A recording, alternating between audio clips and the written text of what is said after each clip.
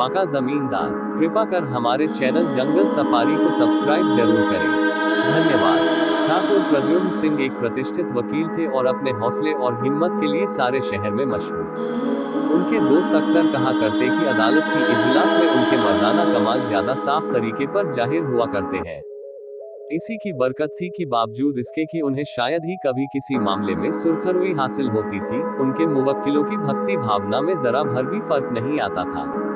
इंसाफ की कुर्सी पर बैठने वाले बड़े लोगों की निडर आजादी पर किसी प्रकार का संदेह करना पाप ही क्यों न हो, मगर शहर के जानकार लोग एलानिया कहते थे कि ठाकुर साहब जब किसी मामले में जिद पकड़ लेते हैं तो उनका बदला हुआ तेवर और तमतमाया हुआ चेहरा इंसाफ को भी अपने वश में कर लेता है।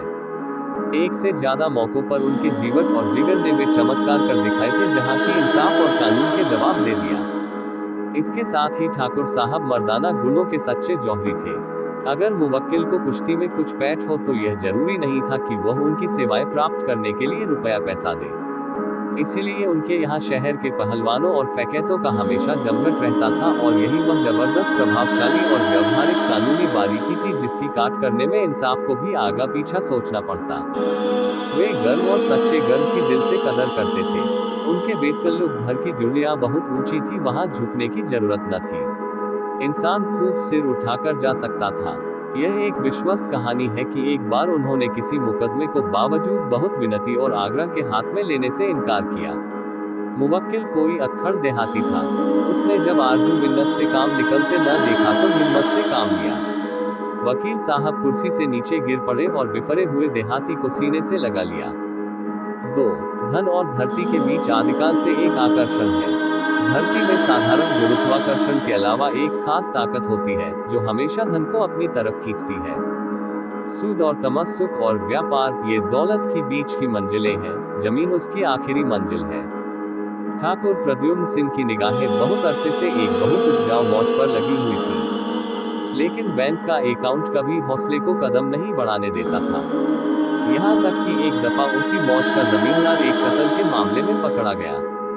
उसने सिर्फ रस्मों रिवाज के माफिक एक आसामी को दिन भर धूप और जेठ की जलती हुई धूप में खड़ा रखा था, लेकिन अगर सूरज की गर्मी या जिस्म की कमजोरी या प्यास की तेजी उसकी जानलेवा बन जाए तो इसमें जमींदार की क्या खता थी। ये शहर के वकीलों की जाति थी कि कोई उसकी हिमायत पर आमदा न हुआ, या मुमकिन है जमींदार के हाथ की तंगी को भी उसमें कुछ दखल हो। बहरहाल उसने चारों तरफ से ठोकरें खाकर ठाकुर साहब की शरण ली। मुकदमा निहायत कमजोर था। पुलिस ने अपनी पूरी ताकत से धावा किया था और उसकी कुमक के लिए शासन और अधिकार के ताजे से ताजे रिसाले तैयार थे। ठाकुर साहब अनुभवी सपेरों की तरह सांप के बिल में हाथ नहीं डालते थे, लेकिन इस मौके पर उन्हें सूखी मसलहत के मुकाबले में अपनी मुरादों का पल्ला झुकता हुआ नजर आया। जमींदार को इत्मीनान दिलाया और वकालतनामा दाखिल कर दिया, और फिर इस तरह जी जान से मुकदमे की पैरवी की, कुछ इस तरह जान लड़ाई की मैदान से जीत का डंका बजाते हुए निकले। जनता की जबान इस जीत का सेहरा उनकी कानूनी पैठ के सर नहीं, उनके मर्दाना गुणों के सर रखती है, क्योंकि उन दिनों वकील साहब नजीरों और दफाओं की हिम्मतों पेचीदगियों में उलझने के बजाय दंगल की उत्साहवर्धक दिलचस्पियों में ज्यादा लगे रहते थे। लेकिन ये बात जरा भी यकीन करने के काबिल नहीं मालूम होती। ज्यादा जानकार लोग कहते हैं कि अनार के बम्बोलों और सेब और अंगूर की गोलियों ने पुलिस के इस पुरशोर हमले को तोड़कर बिखेर दिया। गरज की मैदान हमारे ठाकुर साहब के हाथ रहा। जमींदार की जान बची। मौत के मुंह से निकल आया, उनके पैरों पर गिर पड़ा और बोला, ठाकुर साहब, मैं इस काबिल तो नहीं कि आपकी खिदमत कर सकूं। ईश्वर ने आपको बहुत कुछ दिया है, लेकिन कृष्ण भगवान ने गरीब सुदामा के सूखे चावल खुशी से कबूल किए थे। मेरे पास बुजुर्गों की यादगार छोटा सा वीरान मौजा है, उसे आपकी भेंट करता हूँ। आपके लायक तो नहीं, लेकिन मेरी खातिर इसे कबूल कीजिए। मैं आपका जस कभी न भूलूंगा। वकील साहब फड़क उठे। 2-4 बार निष्प्रिय बैरागियों की तरह इनकार करने के बाद इस भेंट को कबूल कर लिया। मुंह मौगी मुराद मिली। 3. इस मौज के लोग बेहद सरदश और झगड़ालू थे, जिन्हें इस बात का गर्व था कि कभी कोई जमींदार उन्हें बस में नहीं कर सका। लेकिन जब उन्होंने अपनी बागडोर प्रद्युम्न सिंह के हाथों में जाते देखी तो चौकिया भूल गए। एक बदलगाम घोड़े की तरह सवार को कनखियों से देखा, कनौतियां खड़ी की, कुछ हिनहिनाए और तब गर्दनें झुका दी। समझ गए कि यह जिगर का मजबूत आसन का पक्का शहसवार है। आषाढ़ का महीना था। किसान गहने और बर्तन बेच बेच कर बैलों की तलाश में दर बदर फिरते थे। गौओं की बूढ़ी बनियाइन नवेली दुल्हन बनी हुई थी और फाका करने वाला कुम्हार बारात का दूल्हा था। मजदूर मौके के बादशाह बने हुए थे। टपकती हुई छतें उनकी कृपा दृष्टि की राह देख रही थी। घास से ढके हुए खेत उनके ममतापूर्ण हाथों के मुहताज। जिसे चाहते थे बसाते थे, जिस चाहते थे उजाड़ते थे। आम और जामुन के पेड़ों पर आठों पहर निशानेबाज मनचले लड़कों का धावा रहता था। बूढ़े गर्दनों में झोलियां लटकाए पहर रात से टपके की खोज में घूमते नजर आते थे, जो बुढ़ापे के बावजूद भोजन और जाप से ज्यादा दिलचस्प और मजेदार काम था। नाले पुरशोर, नदियां अथाह, चारों तरफ हरियाली और खुशहाली। इन्हीं दिनों ठाकुर साहब मौत की तरह, जिसके आने की पहले से कोई सूचना नहीं होती, गांव में आए। एक सजी हुई बारात थी, हाथी और घोड़े और साज सामान लठैतों का एक रिसाला सा था। गांव ने ये तूतड़ाक और आन बान देखी तो रहे सहे होश उड़ गए। घोड़े खेतों में ऐरने लगे और गुंडे गलियों में। शाम के वक्त ठाकुर साहब ने अपने असामियों को बुलाया और बुलंद आवाज में बोले, मैंने सुना है कि तुम लोग सरकश हो और मेरी सरकशी का हाल तुमको मालूम ही है। अब ईंट और पत्थर का सामना है, बोलो क्या मंजूर है। एक बूढ़े किसान ने वेद के पेड़ की तरह कांपते हुए जवाब दिया, सरकार आप हमारे राजा हैं, हम आपसे ऐंठकर कहाँ जाएंगे। ठाकुर साहब तेवर बदलकर बोले, तो तुम लोग सब के सब कल सुबह तक 3 साल का पेशगी लगान दाखिल कर दो और खूब ध्यान देकर सुन लो कि मैं हुक्म को दोहराना नहीं जानता, वरना मैं गांव में हल चलवा दूंगा और घरों को खेत बना दूंगा। सारे गांव में कोहराम मच गया। 3 साल का पेशगी लगान और इतनी जल्दी जुटाना असंभव था। रात इसी हैस बैस में कटी। अभी तक आरजू मिन्नत के बिजली जैसे असर की उम्मीद बाकी थी। सुबह बड़ी इंतजार के बाद आई तो प्रलय बनकर आई। एक तरफ तो जोर जबरदस्ती और अन्याय अत्याचार का बाजार गर्म था, दूसरी तरफ रोती हुई आंखों, सरदाहों और चीख पुकार का, जिन्हें सुनने वाला कोई न था। गरीब किसान अपनी अपनी पोटलियां लादे बेकस अंदाज से ताकते, औखे में याचना भरे बीवी बच्चों को साथ लिए रोते बिलखते किसी अज्ञात देश को चले जाते थे। शाम हुई तो गांव उजड़ गया। 4 ये खबर बहुत जल्द चारों तरफ फैल गई। लोगों को ठाकुर साहब के इंसान होने पर संदेह होने लगा। गांव वीरान पड़ा हुआ था, कौन उसे आबाद करे, किसके बच्चे उसकी गलियों में खेलें, किसकी औरतें कुओं पर पानी भरें। राह चलते मुसाफिर तबाही का ये दृश्य आंखों से देखते और अफसोस करते। नहीं मालूम उन वीराने देश में पड़े हुए गरीबों पर क्या गुजरी। आह, जो मेहनत की कमाई खाते थे और सर उठाकर चलते थे, अब दूसरों की गुलामी कर रहे हैं। इस तरह पूरा साल गुजर गया। तब गांव के नसीब जागे। जमीन उपजाऊ थी, मकान मौजूद। धीरे धीरे जुल्म की ये दास्तान फीकी पड़ गई। मनचले किसानों की लोक दृष्टि उस पर पड़ने लगी। बला से जमींदार जालिम है, बेरहम है, सख्तियां करता है, हम उसे मना लेंगे। 3 साल की पेशगी लगान का क्या जिक्र, वह जैसे खुश होगा खुश करेंगे। उसकी गालियों को दुआ समझेंगे, उसके जूते अपने सर आंखों पर रखेंगे। वह राजा है, हम उनके चाकर हैं। जिंदगी की कश्मकश और लड़ाई में आत्मसम्मान को निभाना कैसा मुश्किल काम है। दूसरा आषाढ़ आया तो वह गांव फिर बगीचा बना हुआ था। बच्चे फिर अपने दरवाजों पर घरौंदे बनाने लगे। मर्दों के बुलंद आवाज के गाने खेतों में सुनाई दिए व औरतों के सुहाने गीत चक्कियों पर। जिंदगी के मोहक दृश्य दिखाई देने लगे। साल भर गुजरा। जब रबी की दूसरी फसल आई तो सुनहरी बालों को खेतों में लहराते देखकर किसानों के दिल लहराने लगते थे। साल भर परती जमीन ने सोना उगल दिया था। औरतें खुश थीं कि अब के नए नए गहने बनवाएंगी। मर्द खुश थे कि अच्छे अच्छे बैल मोल लेंगे और दारोगा जी की खुशी का तो अंत ही न था। ठाकुर साहब ने ये खुशखबरी सुनी तो देहात की सैर को चले। वही शान शौकत, वही लठैतों का रिसाला, वही गुंडों की फौज। गांव वालों ने उनके आदर सत्कार की तैयारियां करनी शुरू की।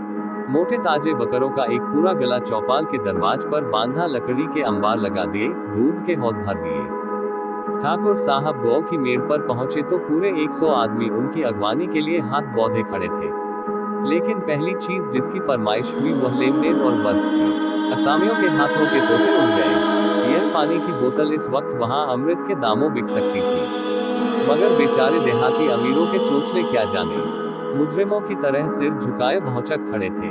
चेहरे पर झेप और शर्म थी, दिलों में धड़कन और भय। ईश्वर, बात बिगड़ गई है, अब तुम ही संभालो। बर्फ की ठंडक न मिली तो ठाकुर साहब की प्यास की आग और भी तेज हुई।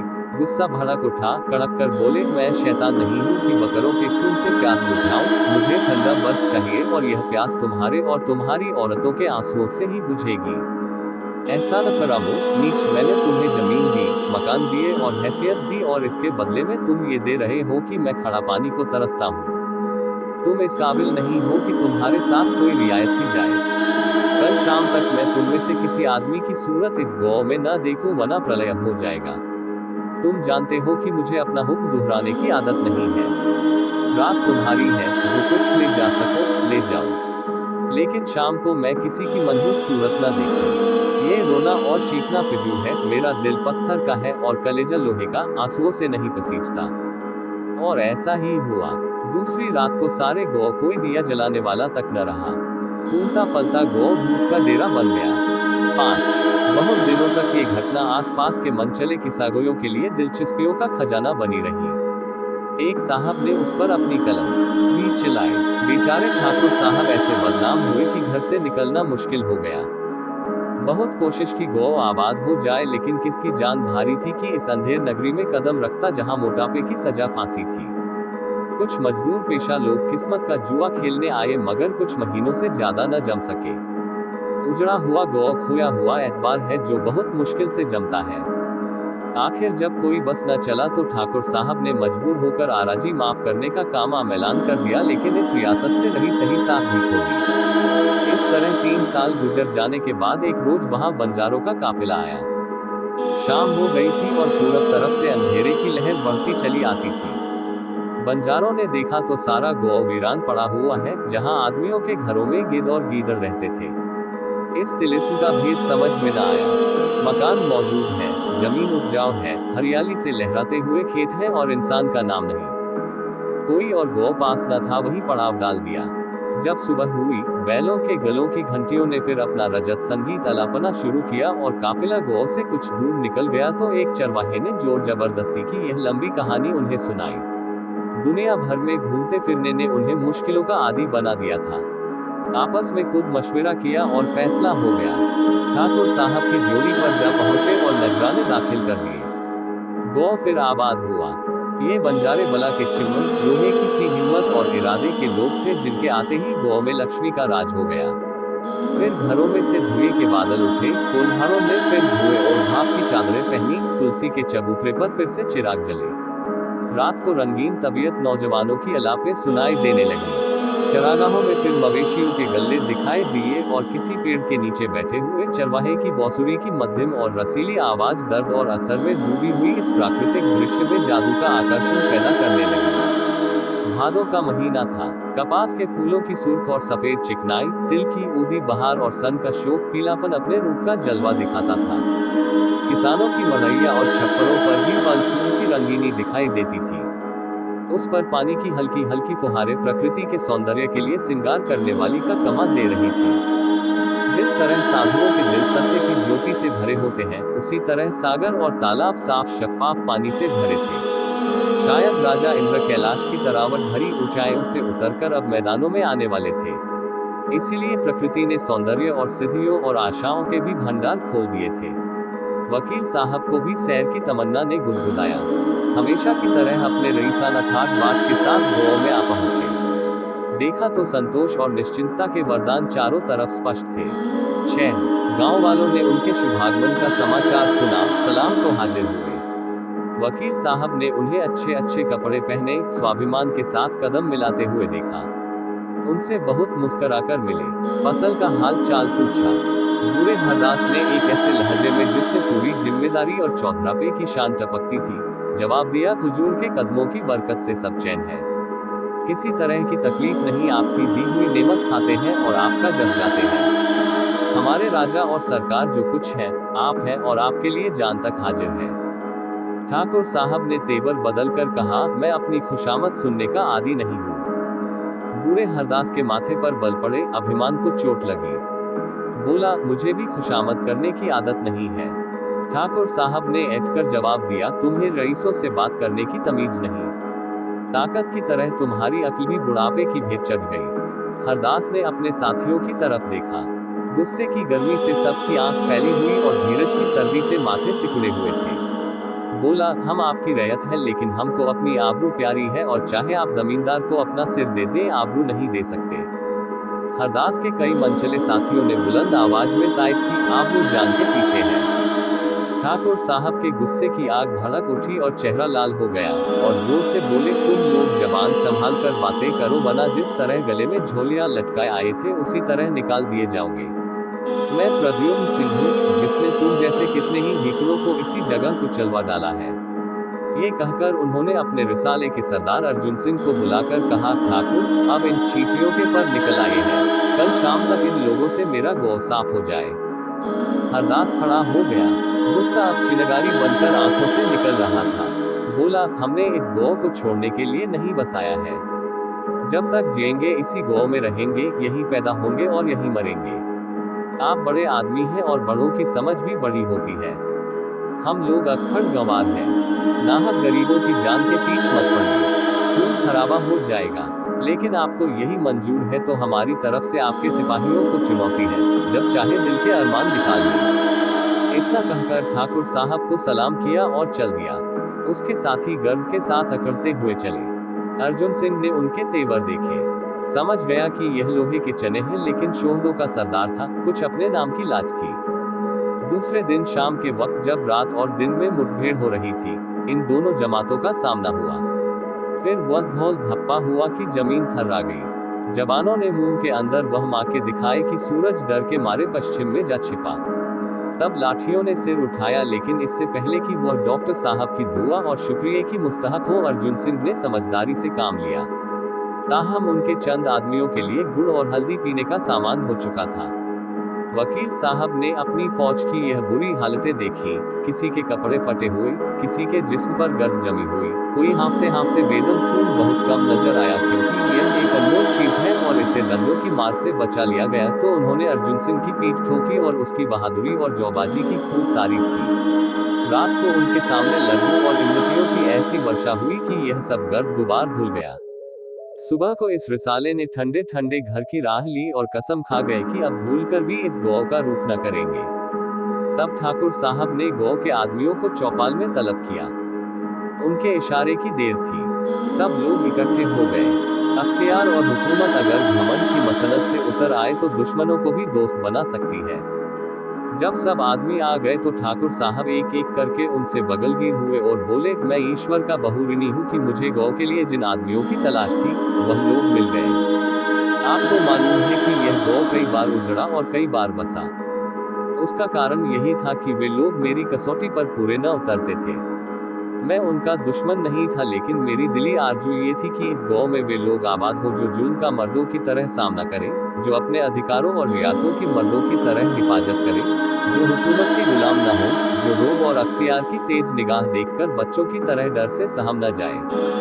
मुझे इत्मीनान है कि बहुत नुकसान और शर्मिंदगी और बदनामी के बाद मेरी तमन्नाएं पूरी हो गईं। मुझे इत्मीनान है कि आप उल्टी हवाओं और ऊंची ऊंची उठने वाली लहरों का मुकाबला कामयाबी से करेंगे। मैं आज इस गौ से अपना हाथ खींचता हूँ। आज से यह आपकी मिल्कियत है, आप ही इसके जमींदार और मालिक हैं। ईश्वर से मेरी यही प्रार्थना है कि आप फले फूले और सरसब्ज हों। इन शब्दों ने दिलों पर जादू का काम किया। लोग स्वामी भक्ति के आवेश से मस्त होकर ठाकुर साहब के पैरों से लिपट गए और कहने लगे, हम आपके कदमों से जीते जी जुदा न होंगे। आपका सा कद्रदान और रियाया परवर बुजुर्ग हम कहाँ पाएंगे।